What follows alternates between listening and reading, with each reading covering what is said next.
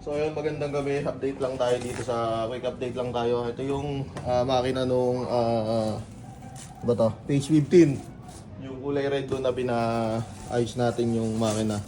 Kasi sobrang lakas na ng katok ng piston.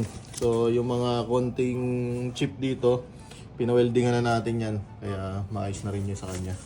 So yung ibang ano niya, yung water jacket okay pa naman, kaya ano lang tayo dito, nagpa build up lang tayo ng mga konti.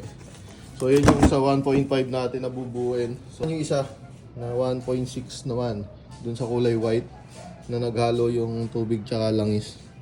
So eto na rin yung kanyang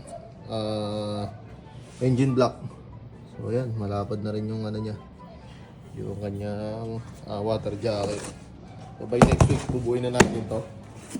So dito naman tayo. Ito yung ESI. By next week, re-release na rin natin to. Tapos ito naman yung isang project nating EK Hatch. So semi-wire tack to. So ito kasi yung kanya dito sa sobrang dumi. Tapos papalitan na rin natin manifold, wiring. Itatama na natin yung harness niya. Kasi dating automatic to na yung may sports mode. So naka-manual na kasi. Pero yung dating harness pa rin yung ginamit, kaya sobrang daming wire na nakalabas. Tapos yung brake line, ayusin na natin. Aircon, iayos na rin natin yan. Long condenser, long radiator, sasabayan na rin natin ito ng linis. So dito naman tayo next naman tayo, dito tayo sa B20. So naikabit na natin halos lahat ng mga kailangan parts nito. So mga high tension wire na lang kulang, sa throttle body nakakabit na lahat. Mga wiring, kompleto na to, papaanda rin na lang. Radiator nakakabit na din. So hopefully by next week, marirelease natin halos lahat ng mga nandi dito. Tapos dito naman tayo sa EK Hatch ulit. Nakasok din to dati na pinalitan natin ng straight B16. So okay na din siya, harness na lang kulang.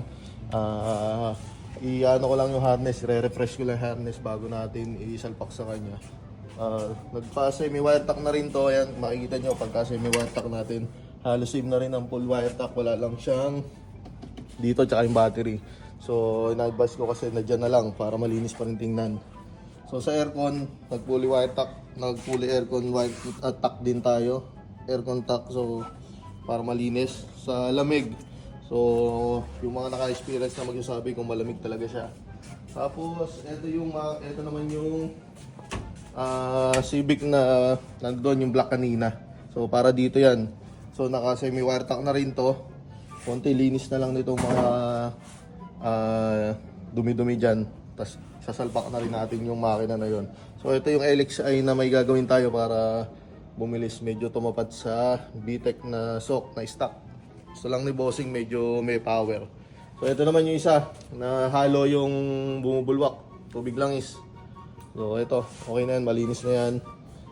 Next week bubuin na natin sila sabay-sabay, pati ito.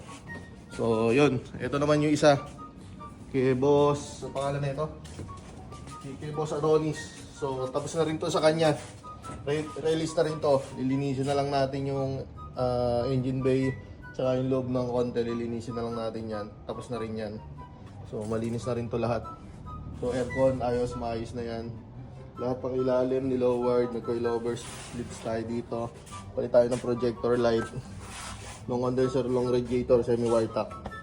So yun, ilang update natin ngayong linggo. So may mga pending ba tayo sa labas na hindi pa nangyayari.